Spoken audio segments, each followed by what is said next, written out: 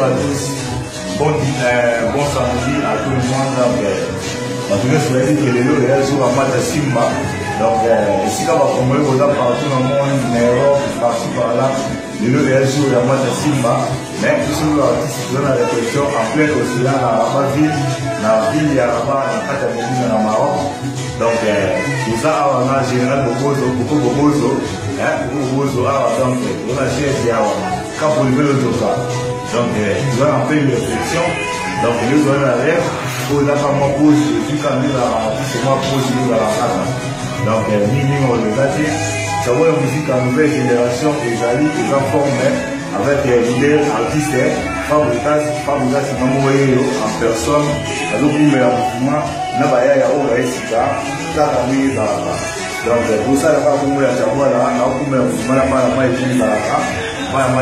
Donc, la musique artiste est basali, tu vas la vallée, mais l'artiste est peu pour le oui, on va dans la guitare, on va dans la ceinture, on va dans la ceinture, mais on a parti par là. Ceux qui ont eu la G5, au contact de la G5, au Tanamaï, dans ma zone d'histoire, au sol de Basile, comme la Zali, au Goya, tout le monde a fait la complet, mouvement de la complet, la ciment, tout dans la forme d'un coup, tout travailler pour le mouvement de la complet. Donc, je me connais dans l'artiste, au Goya, du Goya. Donc, si tu as un mouvement de l'Italie, vous êtes là, vous avez le moyen de travailler, pour vous éviter le moyen de travailler au mouvement, vous êtes en forme, mais on connaît l'artiste qui a travaillé, vous avez travaillé pour que ça force sur un mouvement, mais le mouvement est là, c'est sur le mot, et là, c'est sur le mot des gens, on a un mouvement. Donc, on a un mouvement des gens, on a pas normal, il va être sur vous avez, vous avez ça, on a ça force. Donc, est-ce que le mouvement est un partenaire. Donc, c'est pour la musique à nouvelle génération. Et ça, c'est typique à la bataille. Les gens qui posent sur la cour, ils ont commencé à faire des mouvements. Quand ils ont mis au concert, ils sont dans le milieu, ça va d'autres travail.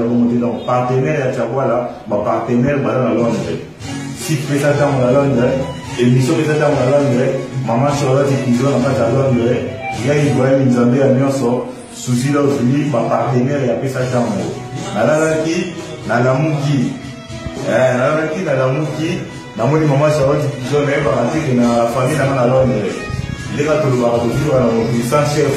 Mais la putain la famille n'a pas la Londres. La bosse n'a pas beaucoup là. Tout dans la famille n'a pas la Londres.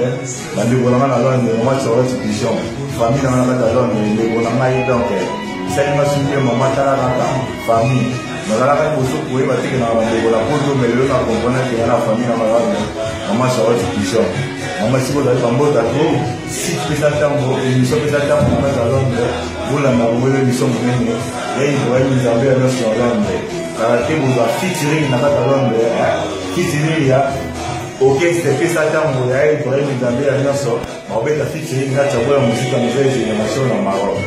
Mouvement et là c'est le bruit va musicien et tout là musicien oui ça va y avoir tout ça là il y a pas tout ça là mais c'est là va tout non pour le mouvement pour le mouvement ils ont comme ancienneté expérience doyen il y a notre contrôle là mouvement dans mon projet je m'attends mal et ma solo je m'attends mal et représentant mouvement ma solo si pour mal ni ma solo tout si mal à Paris famille mal et ma solo quand tout mal au Dubaï parce que par le sourire, à mon